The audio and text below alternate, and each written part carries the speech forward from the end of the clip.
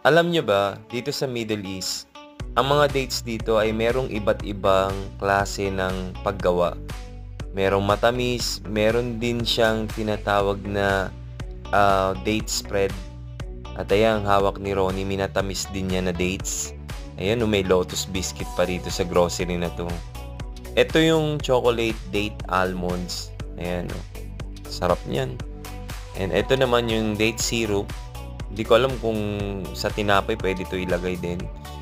And meron din siyang dates na naka-plastic oh, sarap. At ito guys, nagulat ako, meron din palang dates paste.